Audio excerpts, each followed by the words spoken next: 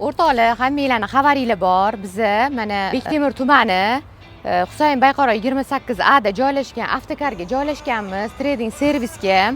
Bu yerda biz kelganimizda faqat mashinalar sotuv bo'lyotdi. Endi hozir biz trading dasturini yo'lga qo'yishni niyat qildik va qo'yyapmiz hozir. Trading dasturi hammanglar bilasizlar. Eski mashinalarni olib qolib, 2010-yil va undan yuqori mashinalarni olib qolib, yangi mashinalarni odamni o'zini nomiga rasmiylashtirib qilib beryotgandim. Lekin u avtokredit qilib chiqyotgandi, ya'ni foizli bo'lib chiqyotgandi. Endi hozir bu yerda avtokarga kelib, eski mashinalarni, ya'ni o'sha 2010-yil va undan yuqori mashinalarni, O'zbekistonda ishlab chiqarilgan mashinani olib qo'yamizda, keyin o'ringa o'rin Onyx Trekkerlarni rasrochka qilib, hech qanaqa foizlasiz, hech qanaqa penya shtraflasiz mashinani o'zingizlar nomingizga rasmiylashtirib beramiz. Bu jarayon qanaqa bo'ladi? Sizlar kelasizlar, bizga mashinani olib kelasizlar, biz u mashinani polni tekshiramiz, aktverka qilamiz. Qatida nima bo'lgan, DTP bo'lganmi, moyimi, qatidir ketganmi, nimasi bo'lgan. Sizlar aldashinglar mumkin, lekin biz ustalarimiz aldamaydi. Hammasini tekshiramizda va narx beramiz. Bozor narxidan 10 million, 15 million qimmatiga olib qo'yaman shu mashinalarni. Uni olib qolamiz va bu topshirgan mashinanglar boshlang'ich to'lov bo'lib o'tadi. Necha foiz tashkil etishini men bilmayman. Balkim 50% ni tashkil etar, balkim 60% ni tashkil etar. Agarda 50% dan oshib ketsa, 5 yilga arzimagan pul 1,5 million, 1 million 400 dan mana bunaqa trekkerlarni chiqarib beryapmiz, o'rtoqlar.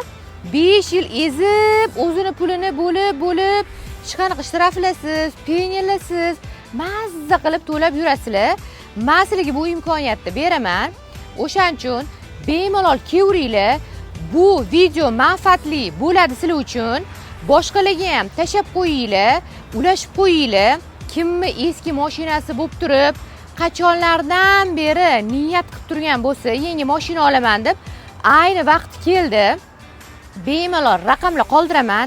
Telefon qilib, faqat iltimos, bosh to'lovsiz mashina olamiz deb, cho'rniydaman, bosh to'lovsiz olib qilib beringlar deb yurmanglar, o'rtoqlar. Agarda bosh to'lovsiz mashina oladigan bo'lsanglar, uyi yoki 2010-yil va undan yuqori mashinani garov sifatida qo'yasizlar.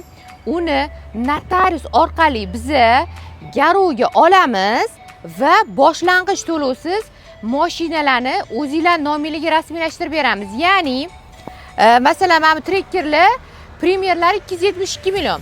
272 millionni o'zini 28% godovoydan avtokredit qilib beramiz. Endi qaranglar. Buni avtokredit qilib 28% dan olganinglar ma'qulmi? Yoki bo'lmasam pul topib, arzimagan 30% ni olib kelib, o'zini pulini rasrochka, hech qanaqa foizlasiz, penyalasiz bo'lib olgan ma'qulmi? Endi hammasi sizlardan. Nimani xohlasanglar, qanaqa olaman desanglar, avtokreditmi, rasrochkami olaman desanglar, hammasini qilib beramiz. Hamma sharoitlarimiz bor. Shu yerda o'zida ishinglar bitib ketadi. Bitta pasport bilan kelasizlar, ayolinglarni olib olasizlar faqat. Andashadagi aytganlardek, ayolim bilan kelib olib ketaman degandek, kelasizlar ayolinglar bilan. Ularni chunki roziliklari kerak. Agarda ayolinglar nomida bo'lsa, xo'jayinlari bilan kelishlari kerak, roziliklari kerak. Shunda notariusdan oldi sotdi qilamiz, eski mashinalarni olib qolamiz, yangisini rasrochka qilib o'zingizlar nomingizga rasmiylashtirib beramiz.